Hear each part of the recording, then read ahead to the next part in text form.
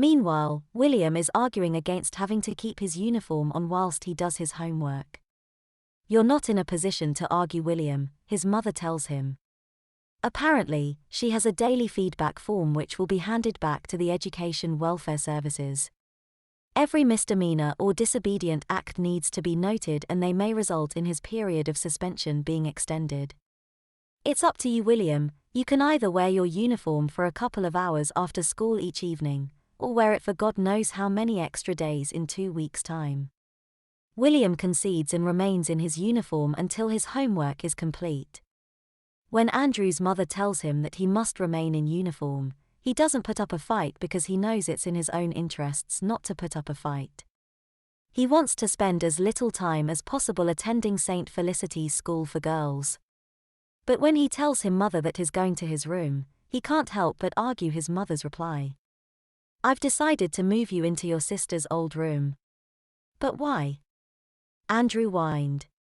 "Because under the circumstances, it's more appropriate," she tells him. "It's bad enough being a girl at school, I don't want to be one at home too." "You're not a girl, Andrew, you're a petticoated boy, and whilst you are a petticoated boy, you'll spend your time living and learning to act more like a girl."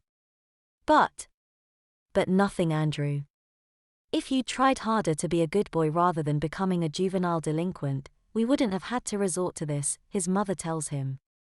"Now go to your room if you must, and make sure you hang your dress up. I don't want to find it screwed up on the floor." Andrew stamped up to his sister's room and gulps at its overall pinkness. It could be argued that his sister moved out because her room hadn't been redecorated since she was about 7 or 8 years old. The wallpaper intrigued him when he was about 5 or 6 years old, but the more Andrew grew, the more it sickened him. All those cute bunnies, pixies, and princesses, they really don't appeal to any growing boy. It wouldn't be so bad if it was just the wallpaper. It's pretty much everything else too. There's pink butterflies on the lampshade and curtains, and pink flower-shaped door and drawer knobs, even fluffy pink rug in the shape of a love heart. He opens the wardrobe and is faced with yet more pink, although many other colors make up the resplendent display of skirts, blouses, frocks and dresses. He finds a vacant hanger and put his dress on it, before hanging it away and quickly shutting the doors.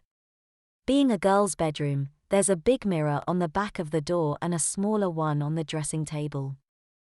Whilst frowning at his reflection, Andrew tugs at his bunches and pulls the ribbons out, but his hair doesn't look much better. Since it's been tied up all day, there's a big kink in it which he tries to brush out with his sister's pink hairbrush, and it's whilst he's doing this that his mother checks on him. "Settling in, I see," she grinned. Andrew blushes and stops what he's doing. He must have looked like such a girl when she walked in. She asks him if he'd hung his dress away and he nodded. She asked if he'd started his homework yet. "I'm just about to," he replied. "I was just trying to brush these kinks out of my hair," he said. "Tell you what," his mother said. "Why don't we put your bunches back in and we'll wash the kinks out later in the bath," she said. She'd pretty much tied one bunch by the time she'd finished the sentence, so there was little point protesting. "I might do my homework downstairs," Andrew suggested. "It's too pink in here."